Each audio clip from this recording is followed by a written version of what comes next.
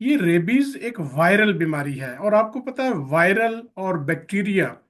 Pathogens تو different type کے ہوتے ہیں۔ بیکٹیریا اور وائرس کا فرق یہ ہے کہ بیکٹیریا ایک تو یہ کہ اس میں آر این اے اور D N A genetic material یہ دونوں اس میں ہوتے ہیں، جبکہ اس میں جو آپ کا وائرس ہے اس میں یا ڈی این اے ہوگا یا آر این اے ہوگا۔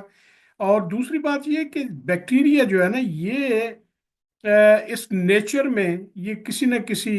ہوسٹ کے بغیر بھی وہ سروائیو کر سکتا ہے، لیکن وائرس جو ہے اس نے سیل کے ساتھ اٹیچ ہونا ہے اور اس کے ساتھ بائنڈ کرنا ہے، وہیں اس کی گروتھ ہونی ہے، اور وہیں اگر وہ سیل نہیں رہے گا، اگر وہ اس میں اس کی ریپلیکیشن نہیں ہو سکے گی تو یہ ختم ہو جائے گا۔ اور اس میں دوسری بات یہ ہے کہ اس کی جو ملٹیپلیکیشن ہے نا، بیکٹیریا کی تو ہے بائنری فشن سے، بالعموم یہ کہ 2 سے 4، 4 سے 8، 8 سے 16، لیکن اس میں اس طرح کی بات نہیں ہے، اس میں بڈنگ کے ذریعے ہوتی ہے کہ ایک بڈ بنا، اس کے اوپر پھر دوسرا بڈ، تیسرا بڈ، تو وہ اس طرح کا جو پروگرام ہے نا وہ اس میں چلتا ہے اس کی ملٹیپلیکیشن کے حوالے سے۔ اچھا، یہ اس کی پیتھوجینسس کا جو میکنزم ہے نا وہ بڑا خوفناک ہے کہ ریبیز کا جو وائرس ہے نا یہ جہاں بائٹ کی ریبٹ ڈاگ نے یا ریبٹ کیٹ نے یا کسی اور چیز نے جو کہ ریبٹ ہے جس میں کہ یہ وائرس موجود ہے،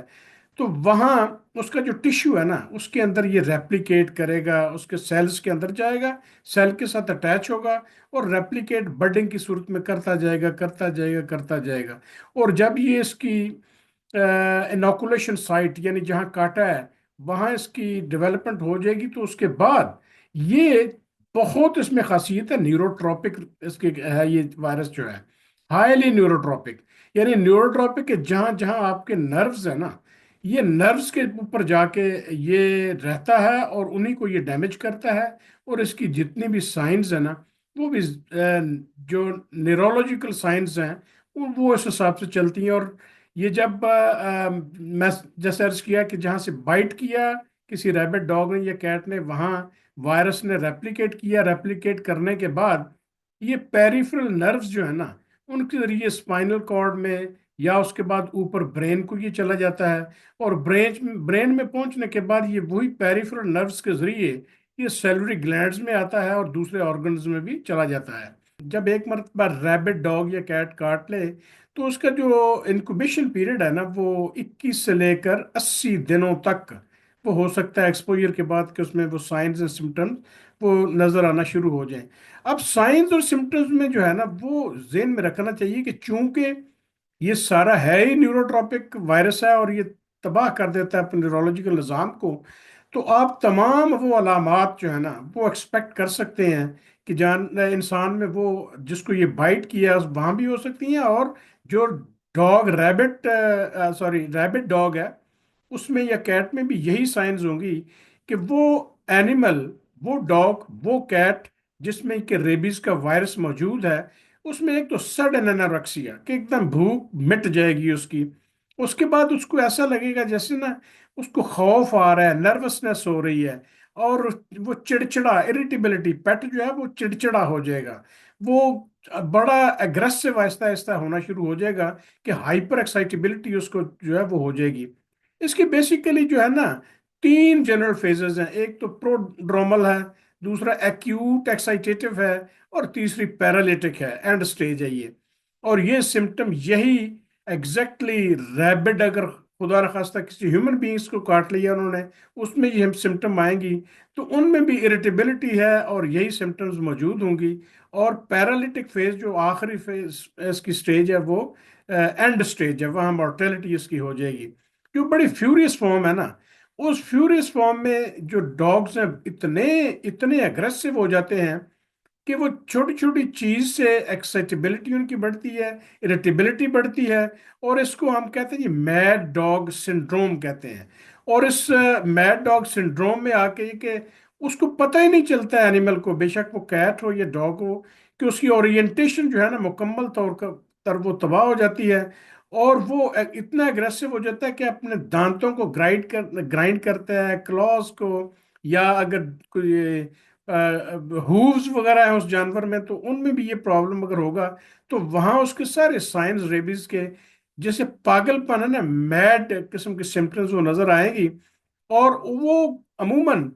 ह्यूमन बीइंग्स या दूसरे एनिमल्स से जो है ना वो एहतियात नहीं करेगा। फिर उस वक्त उसको पता नहीं चलता कि मैंने इसके नज़दीक जाना है या नहीं जाना है, कि उसका जो खौफ है ना किसी और चीज़ से, वो वैसे ही ख़त्म हो जाता है और वो अटैक करने की पोजीशन में होता है। तो इसी तरह जिसको, बिल्ली को या डॉग को ये प्रॉब्लम होगा तो वो बड़ी फ्यूरियस हो जाएगी और वो काटने को दौड़ेगी अपने इवन मालिक को। उसकी पहचान ख़त्म हो जाएगी, वो आवारा फिरेगी। वो एक किस्म का स्ट्रे जो होता है ना आवारा, उसका बिहेवियर वो उसमें आना शुरू हो जाएगा।